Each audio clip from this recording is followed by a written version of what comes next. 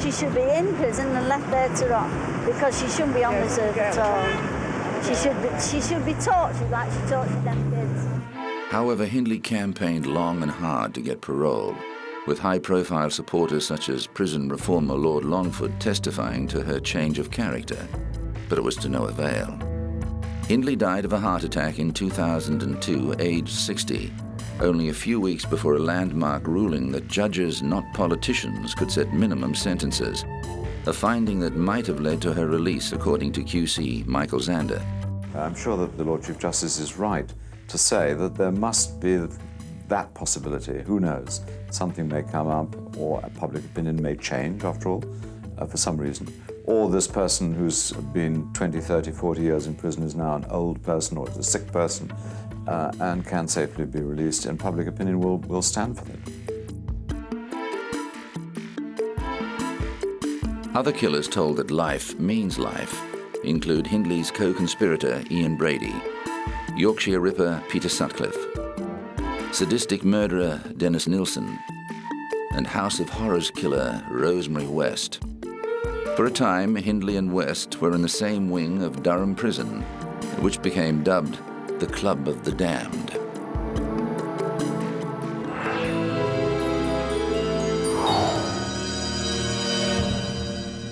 Richard Milhouse Nixon was a junior congressman from California when he uncovered crucial evidence in the Alger Hiss espionage case. The microfilm documents found buried in a pumpkin patch helped convict Hiss of perjury. But never could Nixon have imagined that he would become a central figure in the biggest political scandal in American history. Nixon was elected to the presidency in 1968 on a platform of opposing the rise of anti-war and hippie counterculture and pushing for an end to America's military engagement in Southeast Asia. Nixon's two closest advisors were his chief of staff, H.R. Haldeman, and assistant in charge of domestic affairs, John Ehrlichman. White House counsel John Dean dubbed them the Berlin Wall for their Teutonic names and habits of secrecy. On June 17, 1972, 5 men were discovered breaking into the Democratic National Committee headquarters inside the Watergate complex. A few months later, along with the masterminds of the break-in, E. Howard Hunt Jr. and G. Gordon Liddy, the 5 were indicted for conspiracy, burglary, and violation of federal wiretapping laws. But when one of the men, James W. McCord, wrote to the judge claiming a cover-up of the robbery, the floodgates were opened, and the affair snowballed into a massive political scandal that reached all the way to the White House. It was eventually revealed that President Nixon and his government had been involved in an astonishing array of criminal activities, including campaign fraud, political espionage, and wiretapping of not only their political opponents, but also the press and ordinary citizens. A hidden Mexican slush fund was also discovered, used to pay for these activities, provide money for cover-ups, and buy the silence of anyone arrested. But it all began to unravel. In a Senate investigation, former staff members testified against President Nixon and his team. G. Gordon Liddy served 4.5 years in jail for his part in the conspiracy, before reinventing himself as a radio talkback host, actor, and political strategist, and writing a best-selling book. In 1997, he returned to the Watergate complex to commemorate the 25th anniversary of the break-in, and broadcast his nationally syndicated radio show from the lobby. Baldwin had a transceiver, and we had a transceiver. And Mr. Baldwin spotted the police officers who were, coming down toward the thing, and he was doing what he was supposed to do. He was calling over and saying, okay, he asked, he said, are our guys dressed in hippie clothes? And we said, no way our guys are dressed in hippie clothes. They're all dressed like businessmen. And he said, well, there's hippie clothes people coming, and he said, and they got guns.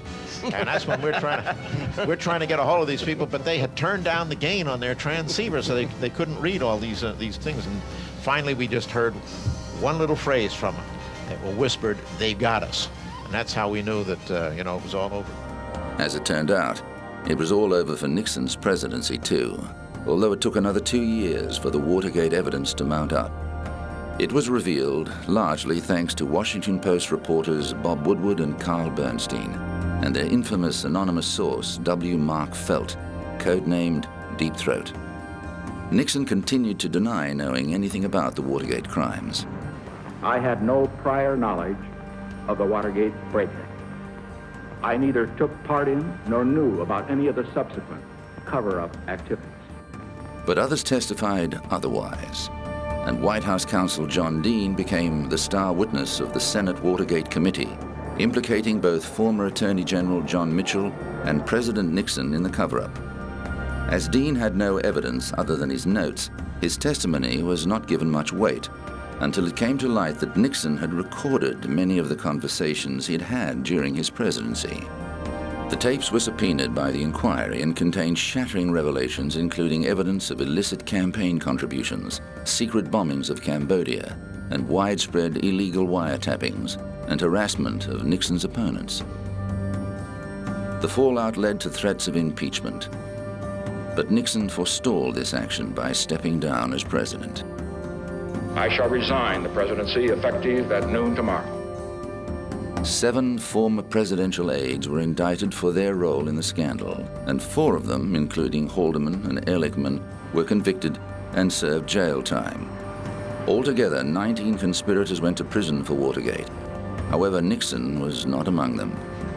On September the 8th, 1974, President Gerald Ford, who took over from Nixon, controversially granted the former president a full and unconditional pardon for any crimes he may have committed during his presidency.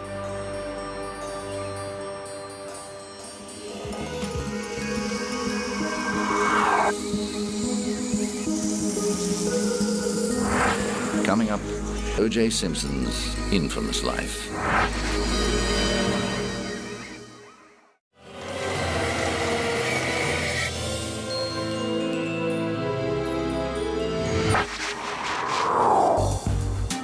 .875 South Bundy Drive, Brentwood, Los Angeles.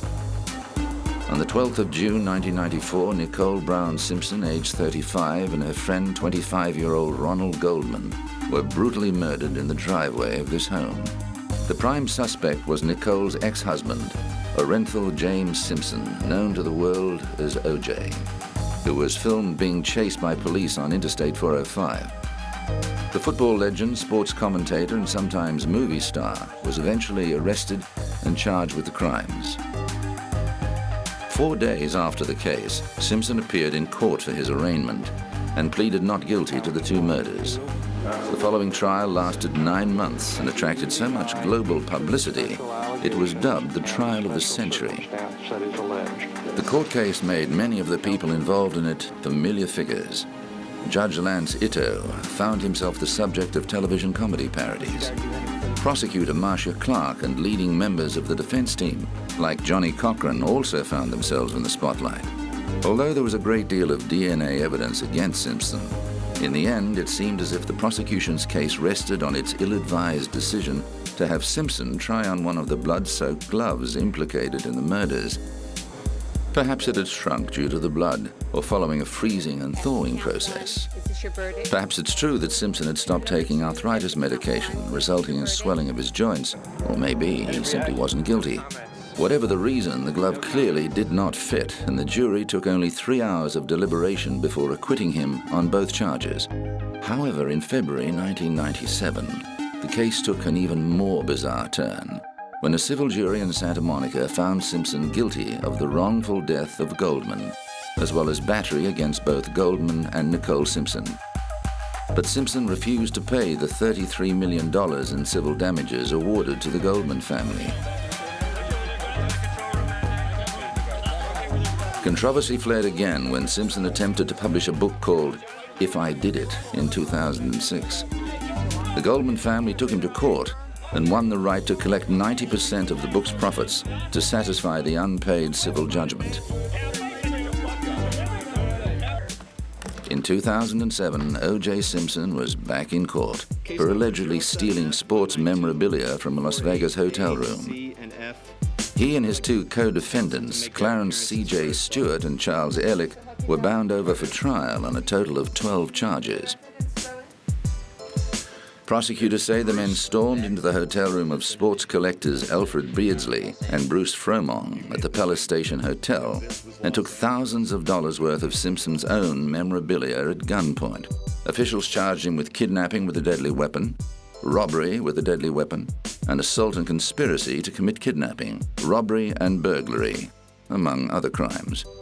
In January 2008, Simpson was again in front of a judge, facing allegations that he had violated his bail conditions.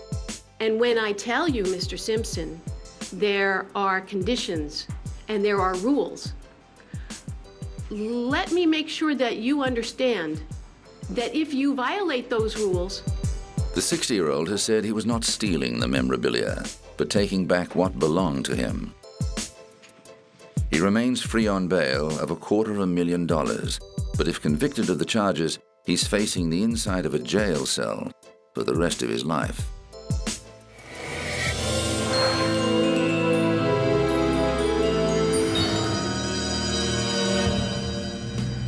On the 30th of May, 1996, Sarah Thornton walked free after serving 5.5 years of a life sentence for murdering her husband as he lay in an alcoholic stupor. An appeal over her original conviction saw her murder charge overturned in favor of a manslaughter verdict. If the truth had come out 6 years ago, 7 years ago, look how much pain and time and money it would have saved everybody. Sarah Thornton admitted stabbing her husband Malcolm with a kitchen knife as he lay drunk on the sofa at their Warwickshire home in 1989. She said it was her husband's violent behavior towards her that caused her to snap. However, during sentencing, the judge found her responsibility for killing him was diminished, not because of provocation, but because she suffered from a severe abnormality of mind. A jury of 8 men and 4 women deliberated for 6 hours before returning the verdict. At a press conference after her release, sitting next to daughter Louise, Thornton said she believed justice had been served. The 5 years I got? For me? Yeah, I think that's fair. I'm not saying that every woman should be sent to prison, but for me it was fair. I took a life at the end of the day. But Malcolm Thornton's family was disappointed with the result. People get 15, 20 years for armed robbery. 5 years for taking someone's life. It's disgusting. While Sarah's walked free, it's not a total victory because she hasn't proved she was a battered wife. She's proved instead that she's got a severe personality disorder. Although there was much publicity about the use of provocation as a defense in Thornton's case, ultimately, it didn't set a legal precedent. This cannot set a precedent by itself. It is a trial by a judge and a jury at Oxford Crown Court. The precedents are set by higher courts, in the Court of Appeal, for example. Although Thornton celebrated her freedom, she said she was unable to forgive herself for causing her husband's death.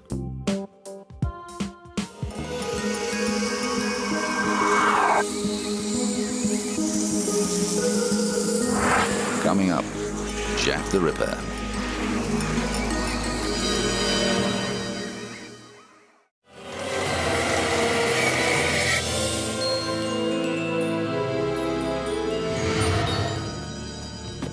Does the name Bucks Row mean anything to you? How about the name of the person most commonly associated with it, Jack the Ripper?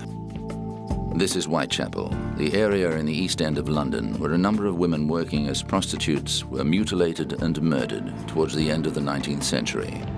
To this day, there remains much debate about not only who Jack the Ripper really was, but which of the women in the Whitechapel murders were actually his victims. Out of the 11 bodies, though, there's a group known as the Canonical Five. These are believed firmly to have been the Ripper's victims. Mary Ann Nichols, nicknamed Polly, was the first of these, killed on the 31st of August 1888, 5 days after her 43rd birthday. Her body was discovered in the early hours of the morning on Bucks Row. Bucks Row, which has since been renamed Durward Street, was a back alley in Whitechapel, a couple of 100 meters away from the London Hospital. Some of the original buildings and brickwork still exist today, including a low brick wall stretching east from the board school. Polly's body was found near the wall's corner.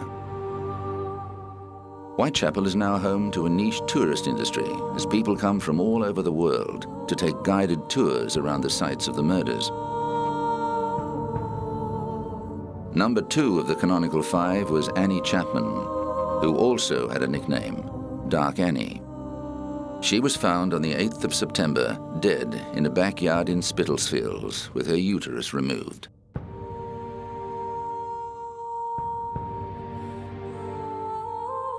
Throughout the police investigation, a huge number of letters were sent to the police.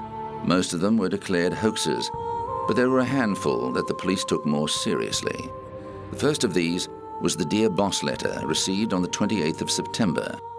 It was the first time the serial killer signed himself Jack the Ripper, and also referred to clipping a lady's ears off, which rang alarm bells the very next day. The 30th of September 1888 became known as the double event because 2 women were found close together on the same day. Victim number 3 was Elizabeth Stride, also known as Long Liz. The Swedish-born 43-year-old was found in the early hours in Dutfield's yard off Berner Street. Like Bucks Row, Berner Street was also renamed to play down the ghoulish connotations. Catherine Eddowes was a bit different. Her body was found outside Whitechapel in Mitre Square in the City of London. This was the furthest west of all the murders, and the fact that she was found on the same day as Elizabeth Stride has made some ripperologists, as those who study the case are called, claim her body as proof that there wasn't just one ripper, but at least 2 killers at large at the same time. The Royal London Hospital on Whitechapel Road still has some crime scene drawings and plans of the Mitre Street murder. It was Eddowes' corpse that persuaded the police that the Dear Boss letter was probably genuine. As well as missing a uterus and a kidney, she was found with 1 ear severed. The next missive attributed to the killer was the Saucy Jack postcard, which was delivered on the 1st of October and referred to both ear removal and the so-called double event. Journalists already knew those details, however, so the card could still have been a hoax.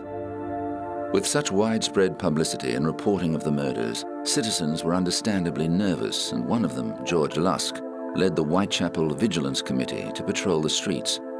It was to Lusk that the next letter was addressed.